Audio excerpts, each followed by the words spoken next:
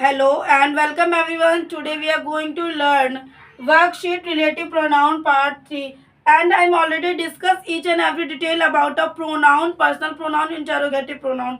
So watch the video till the end and like this video, share this video and subscribe this channel. So let's start. तो students आज का हमारा topic क्या है? आपका relative pronoun, हमारा और आपका दोनों का आज का टॉपिक है रिलेटिव प्रोनाउन। इसके बारे में हम जानेंगे, इसकी डेफिनेशन क्या होती है, इसके एग्जाम्पल क्या होते हैं, इसके टाइप्स क्या होते हैं, इसका यूज क्या होता है, इसका सेंटेंस में कैसे यूज करते हैं, ये सब कुछ आज की वीडियो में हम जानेंगे। अगर आपको हमारा वीडियो पसंद आता है तो प्लीज वीडियो को लाइक करना है, कमेंट करना है, शेयर करना है। आइए स्टार्ट करते हैं। तो हम पहले नंबर पे जानेंगे रिलेटिव प्रोनाउन की डेफिनेशन, मतलब कि रिलेटिव प्रोनाउन क्या होता है ये जानेंगे। तो आइए देखते हैं। A relative pronoun is a word that introduce a relative closes and connects it to a noun or pronoun in the main clauses, या कह सकते हैं मेन क्लोज से कनेक्ट करता है। ठीक है, हिंदी में बोलेंगे इसे सापेक्ष सर्वनाम वह शब्द है जो सापेक्ष उपवाक्य का परिचय देता है। ध्यान रखिए, सापेक्ष उपवाक्य का परिचय देता है और उसे मुख्य उपवाक्य में संज्ञा या सर्वनाम से जोड़ा जाता है। मुख्य उपवाक्य में संज्ञा या सर्वनाम से उसे जोड़ा जाता है। किसे जोड़ा जाता है? रिलेटिव प्रोनाउन को। अब बात करते हैं इसके एग्जाम्पल कि आपके रिलेटिव प्रोनाउन के एग्जाम्पल क्या होते हैं। तो इसके एग्जाम्पल हैं who, whom, whose, which, that, whoever, whomever, why and where. ये आपके रिलेटिव प्रोनाउन के एग्जाम्पल हैं। अब बात करेंगे हम कि इन्हीं एग्जाम्पल का यूज क्या होता है, किसके साथ यूज करते हैं, आइए जानते हैं। तो हमारे साथ कंटिन्यू बने रहेगा तो आपको पता चल, वीडियो को स्किप नहीं करना, वीडियो को फुल वॉच करना, तो आपको पता चल जाएगा। आइए स्टूडेंट्स, अब बात करते हैं आपका इनका यूज कैसे होता है। प्रोनाउन है, रिलेटिव प्रोनाउन है, उनके एग्जाम्पल तो हमने कर लिए, पर रिलेटिव प्रोनाउंस के जो एग्जाम्पल होते हैं उनका यूज कैसे करते हैं ये जानेंगे। तो आइए देख लेते हैं। तो हमने फर्स्ट प्रोनाउन लिया है हु का मतलब होता है कौन। ध्यान रखिए, हु का मतलब होता है कौन। इसका यूज किस लिए करते हैं हम? इसका यूज रिफर्स टू पीपल, मतलब सब्जेक्ट। इसका हिंदी में कहने का मतलब है लोगों को संदर्भित करता है विषय, मतलब जो लोगों के लिए विषय होता है उसको संदर्भित करता है, उसके बारे में बताता है, उसको इंडिकेट करता है। फॉर एग्जाम्पल जैसे कि he who overcomes his anger subdues his greatest enemy. कहने का मतलब है जो अपने क्रोध पर काबू पा लेता है वह सबसे बड़े शत्रु को भी परास्त कर देता है। कहने का मतलब है जो अपने क्रोध पर, या कह सकते हैं जो अपने गुस्से पर काबू पा लेता है वो सबसे बड़े शत्रु को भी परास्त कर देता है। परास्त मतलब हरा देता है। तो यहाँ पे क्या थे आपके टू फ्रेजेस थे, या कह सकते हैं टू सेंटेंसेस थे, यहाँ पे आपस में जोड़ दिया है। और वो जोड़ते किसमें? हु में। और ये पहली बात तो यहाँ पे हु का जोड़ने के लिए यूज नहीं, हु का मतलब होता है कौन। तो यहाँ पे बोला क्या गया, ही Who overcomes his anger subdues his greatest enemy, जो अपने क्रोध पर काबू पा लेता है, मतलब कहने का मतलब है जो अपने क्रोध, अपने गुस्से पर काबू पा लेता है वह सबसे बड़े शत्रु को भी परास्त कर देता है। तो इसका यूज, आपका हु का यूज रिफर्स टू पीपल, मतलब सब्जेक्ट के लिए होता है जो लोगों को संदर्भित करता है उसके विषय के बारे में। तो वहां पे आपका यूज होता है हु का।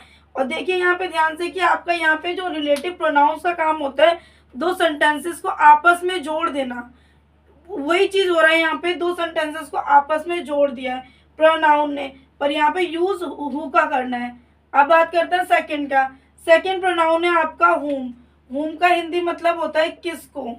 हुम का हिंदी मतलब होता है किसको। इसका यूज होता है refers to people. Refers to people first वाले में भी था, लेकिन वहां पे सब्जेक्ट के बारे में बात हुई थी। सेकंड वाले में आपका refers to people object of the verb. ध्यान रखिए, बोला गया है ऑब्जेक्ट ऑफ द वर्ब, मतलब लोगों को संदर्भित करता है क्रिया का उद्देश्य, मतलब जो काम का उद्देश्य होता है, जो वर्ब का मोटिव होता है उसको संदर्भित करता है। For example she is the woman whom I met in Greece. Hindi में कहेंगे यह वही महिला है जिससे मेरी मुलाकात ग्रीस में हुई थी। ठीक है, तो इसका यूज किसके लिए हुआ है? वर्ब के लिए हुआ है। मीट क्या है आपका? वर्ब है। मीट मिलना, मीटिंग कह सकते हैं, तो वो आपका वर्ब के अंदर आ रहा है, क्रिया के अंदर। तो she is the woman whom I meet in Greece. Greece आपका प्लेस है जो कि नाउन के अंदर आ रहा है। यह वही महिला है जिससे मेरी मुलाकात ग्रीस में हुई थी। ग्रीस एक तरीके से आपका स्थान है। तो आई होप आपको पता चल गया होगा कि whom का यूज किसके लिए करते हैं, ऑब्जेक्ट ऑफ द वर्ब के लिए यूज करते हैं। अब है आपका थर्ड प्रोनाउन। थर्ड प्रोनाउन है आपका हुज का मतलब होता है किसका, एंड अब जिसका। दो मतलब है whom के, किसका और जिसका। तो यहाँ पे आइए देख लेते हैं इसका यूज किस लिए होता है। रिफर्स टू पोजीशन, मतलब रिफर्स टू पोजीशन, संपत्ति को संदर्भित करता है। किसको, संपत्ति को। कहने का मतलब है किसी चीज के बारे में ओनरशिप दिखाना, मालिकाना हक जताना, वहां पे आपको हुज का यूज करना पड़ता है। जहाँ पे किसी चीज का मालिकाना हक हो, मतलब वो चीज उसकी हो, तो उस जगह पे आपको हुज का यूज करना है। For example, whose keys are on the kitchen counter, किसकी चाबियां रसोई के काउंटर पर है। तो यहाँ पे भी किसी दूसरे व्यक्ति ने दूसरे व्यक्ति के सामान के लिए अपना ओनरशिप बताया है, अपना मालिकाना हक बताया एक तरीके से, कि मतलब ये चाबियां किसकी हैं, जिसकी हैं वो ले ले। तो यहाँ पे उसने एक तरीके से पॉजिटिव प्रोनाउन में अंदर आ रहा है, मतलब दूसरे व्यक्ति के सामान के लिए पॉजेसिव है। ये चीजें यहाँ पे तो एक बार और रीड करेंगे। Whose keys are on the kitchen counter, किसकी चाबियां रसोई के काउंटर पर है। तो ये थे आपके तीन प्रोनाउन, जो कि था आपका who and whom and whose। इनका आपने यूज देख लिया, एग्जाम्पल देख लिया। आई होप आपको ये तीनों समझ में आ गए होंगे। समझ में आए तो प्लीज वीडियो को लाइक करना, कमेंट करना, शेयर करना। आइए स्टार्ट करते हैं नेक्स्ट आपका प्रोनाउन क्या है। आइए स्टूडेंट्स, तो बात कर लेते हैं आपका फोर्थ प्रोनाउन क्या है, उसका यूज क्या होता है। तो फोर्थ प्रोनाउन है आपका विच का मतलब होता है कौन। प्रोनाउन है आपका विच, और विच का मतलब होता है कौन, और इसका यूज होता है आपका, यूज की बात करें तो यूज्ड फॉर ऑब्जेक्ट। यूज किसके लिए होता है, ऑब्जेक्ट के लिए होता है, वस्तुओं के लिए होता है। हिंदी में कहने का मतलब है वस्तुओं के लिए उपयोग किया जाता है, यूज्ड फॉर ऑब्जेक्ट। एग्जाम्पल है इसका, which of your parents do you feel closer. इसका कहने का मतलब है आप अपने माता पिता में से किससे अधिक करीब महसूस करते हैं। सेंटेंस का कहने का मतलब है। तो ये था आपका प्रोनाउन विच का मतलब विच का यूज कैसे करते हैं, उसका एग्जाम्पल क्या है। अब बात करते हैं फिफ्थ है आपका प्रोनाउन वेयर का मतलब होता है कहाँ। वेयर का मतलब होता है कहाँ। इसका यूज किसके लिए करते हैं, रिफर्स टू प्लेस का मतलब होता है स्थान को संदर्भित करता है। किसको, स्थान को, मतलब जगह को संदर्भित करता है, समय स्थान को बताता है या उसके बारे में इंडिकेट करता है। नेक्स्ट इसका एग्जाम्पल देख लीजिए, where is my T shirt. तो यहाँ पे लोकेशन की बात है ना, कि मेरी टी शर्ट कहाँ पे है, मतलब जगह के बारे में, कौन सी जगह पे टी शर्ट रखी है, ये बात है। तो where is my T shirt, मेरी टी शर्ट कहाँ है। Where is my T shirt, मेरी टी शर्ट कहाँ है। तो यहाँ पे वेयर का यूज आपको लोकेशन जानने के लिए किया जाता है कि कहाँ पर है, तो उस जगह पे आपको यूज करना है। नेक्स्ट प्रोनाउन है आपका वैन का मतलब होता है कब। ध्यान रखिए, वैन का मतलब होता है कब। इसका यूज होता है रिफर्स टू टाइम, मतलब समय को संदर्भित करता है। रिफर्स टू टाइम समय को संदर्भित करता है। किसको संदर्भित करता है, समय को। एग्जाम्पल है इसका, व्हेन आर यू गोइंग, तुम कब आ रहे हो। तो कुछ समय है, समय में आने की बात हो रही है, तुम कब आ रहे हो, तो कौन से समय आ रहे हो, ये बात हो रही है। तो वहां पे आपको व्हेन का यूज करना होता है। नेक्स्ट प्रोनाउन है आपका वाई का क्या मतलब होता है क्यों, और वाई का यूज किस लिए करते हैं, रिफर्स टू रीजन का कहने का मतलब है कारण को संदर्भित करता है। अगर आना है तो क्यों आना है, उसके लिए आपको क्यों का यूज करना होता है। रीजन के लिए आपको क्यों या वाई का यूज करना होता है। वाई आपको इंग्लिश में यूज करना है, हिंदी में आपको क्यों यूज करना है। तो ध्यान रखिए, रिफर्स टू रीजन। अब इसका एग्जाम्पल है, वाई डिड यू चूज मी, आपने मुझे क्यों चुना। तो यहाँ पे एक रीजन की बात हो रही है कि आपने किस कारण से मुझे चुना, तो वो चीज है।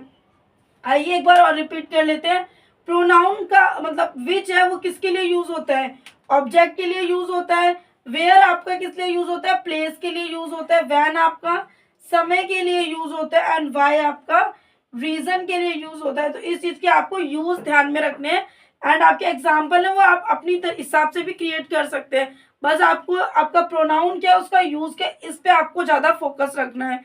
तो आइए आप स्क्रीनशॉट ले लीजिए।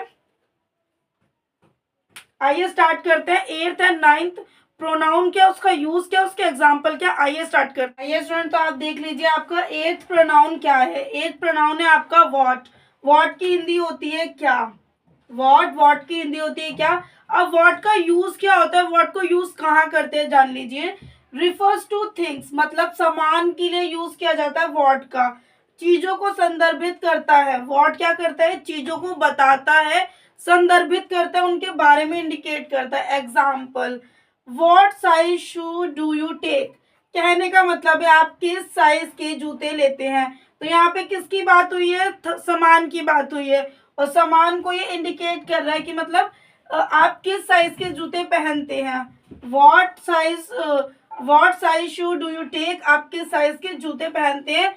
इस तरीके से आपको वॉट का यूज करना है। अब नेक्स्ट प्रोनाउन है आपका दैट। दैट की हिंदी होती है वह, और दैट का यूज किसके लिए करते हैं, relates to people, animals and things.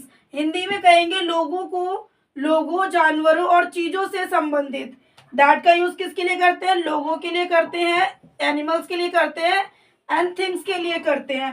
That का यूज इन तीनों के लिए यूज होता है। Example, in this the train, in this the train that goes to Braintree, कहने का मतलब है क्या वह यह ट्रेन है जो ब्रेन ट्री तक जाती है, क्या वह यह ट्रेन है जो ब्रेन ट्री तक जाती है। तो ये थे स्टूडेंट्स आपके 9 प्रोनाउन जिनका हमने यूज किया एग्जाम्पल के। आई होप आपको समझ में आ रहा होगा। आइए अब स्टार्ट करते हैं वर्कशीट। हमने समझ लिया आपका रिलेटिव प्रोनाउन क्या होता है, टाइप्स ऑफ प्रोनाउन क्या होता है, और प्रोनाउंस के यूज क्या होते हैं, प्लस एग्जाम्पल क्या होते हैं, हमने सारा कर लिया है। अब उसके बाद हम करेंगे वर्कशीट, ताकि आपको पता चले कि आपको कितना समझ में आया है रिलेटेड टू प्रोनाउन। तो आइए देख लेते हैं फिल इन द ब्लैंक्स। आपका पहला क्वेश्चन है वर्कशीट का, फिल इन द ब्लैंक्स। तो आपका फर्स्ट सेंटेंस है, a child dash parents are dead is an orphan. तो यहाँ पे कौन सा आपका रिलेटिव प्रोनाउन आएगा, हुज आएगा या हुम आएगा। तो स्टूडेंट्स इसमें आपका आएगा हुज। तो आपको फिल करना क्या है, हुज फिल करना है, WHOSE हुज। नेक्स्ट है आपका where is the pen dash. अब डैश में आपको क्या भरना है, यू बोरोड फॉर मी। तो इसमें हुम आएगा या विच आएगा, कौन सा आपका रिलेटिव प्रोनाउन आएगा। तो आपका आएगा विच, इसमें आपको भरना पड़ेगा विच, WHICH विच। नेक्स्ट है आपका I like the horse, I like the horse dash was in that stubble, stable कह सकते हैं और हिंदी में बोलते हैं अस्तबल। इसका क्या होगा, आपका रिलेटिव प्रोनाउन विच होगा या हुज होगा। तो स्टूडेंट्स इसका करेक्ट होगा विच। तो आपको यहाँ पे फिल करना है विच, WHICH। नेक्स्ट है आपका fourth, I have afraid dash is fond of collecting stamps. तो इसमें आपका कौन सा रिलेटिव प्रोनाउन आएगा, हुज या हुम, कौन सा आएगा, हुज आएगा या हुम आएगा। तो इसमें आपका आएगा हु, WHO हु आएगा। फिफ्थ आपका my uncle dash is an engineer live here. तो इसमें आपका कौन सा हुम या हु आएगा। तो इसमें भी आपका स्टूडेंट्स आएगा हु, WHO हु। तो ये थे आपके फिल इन द ब्लैंक जो कि रिलेटेड थे, आपके रिलेटिव प्रोनाउन से रिलेटेड थे। तो आइए एक बार और रीड कर लेते हैं। Are child dash parents are dad is an orphan. तो इसमें आपका आएगा हुज। नेक्स्ट है आपका where is the pen dash you borrowed for me. तो इसमें आपका रिलेटिव प्रोनाउन आएगा विच। नेक्स्ट है आपका I like the horse dash was in that stable. तो इसमें आएगा आपका विच। नेक्स्ट है आपका I have afraid dash is fond of collecting stamps. तो इसमें आपका आएगा हु। फिफ्थ है आपका my uncle dash is an engineer lives here. तो इसमें आपका रिलेटिव प्रोनाउन आएगा हु। तो ये था आपका फिल इन द ब्लैंक्स। आइए स्टार्ट करते हैं सेकंड क्वेश्चन जो कि रिलेटेड रहने वाला है आपका रिलेटिव प्रोनाउन से। तो आइए स्टार्ट करते हैं, हमारे साथ कंटिन्यू बने रहेगा। आइए स्टार्ट करते हैं। आइए स्टूडेंट, तो आप देख लीजिए आपका सेकंड क्वेश्चन क्या है, आइडेंटिफाई द रिलेटिव प्रोनाउन। जो हमारा रिलेटिव प्रोनाउन है उसको हमें सेंटेंस में आइडेंटिफाई करना है, मतलब ढूंढना है। तो आइए देखते हैं कैसे ढूंढेंगे। फर्स्ट है आपका I movie that I saw yesterday was very interesting. तो इसमें आपका रिलेटिव प्रोनाउन है स्टूडेंट्स आपका दैट। इसमें आपको दैट लिखना है, THAT दैट। नेक्स्ट है आपका सेंटेंस माई सिस्टर हुम I admire is living for Harvard University. तो इसमें आपका रिलेटिव प्रोनाउन है हुम। इसको आपको हुम यहाँ पे अलग से लिख देना है, WHOM हुम। नेक्स्ट है आपका the boy who got injured came back to attend classes. तो इसमें आपका रिलेटिव प्रोनाउन क्या है, हु, WHO हु। ये आपका रिलेटिव प्रोनाउन है, इसको आपको साइड में लिख देना है। आंसर, क्योंकि ये आप फाइंड कर रहे हैं, ये आपका आंसर है, क्योंकि इस क्वेश्चन में आपको बता रखा है कि आइडेंटिफाई करना है, ढूंढना है।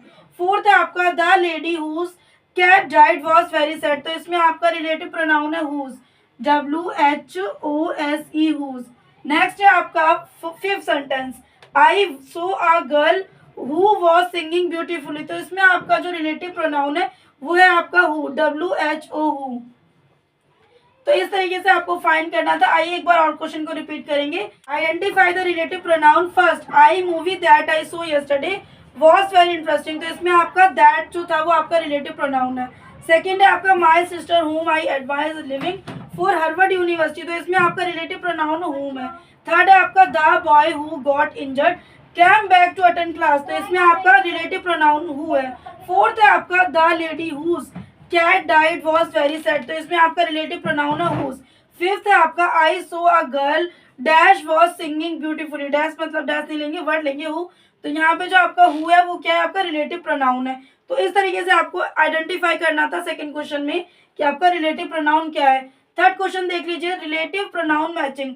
हमारे यहाँ पे रिलेटिव प्रोनाउन दे रखे हैं प्लस यहाँ पे आपके यूज दे रखे हैं कि आपका जैसे हु है तो हु का यूज क्या होता है, तो उससे आपको मैच करना है। तो आइए देखते हैं हु का यूज क्या होता है। हु का यूज आपको पीपल मतलब इंसानों के लिए करना होता है। विच का यूज आपको थिंग एंड ऑब्जेक्ट थिंग्स और आइडियाज के लिए यूज करना होता है। वैन का यूज आपको समय के लिए करना होता है। वेयर का यूज आपको प्लेस के लिए करना होता है। और हुज का यूज आपको पोजेशन के लिए करना होता है। एंड वाई का यूज आपको रीजन के लिए करना होता है। तो इस तरीके से आपको मैच करना था थर्ड क्वेश्चन।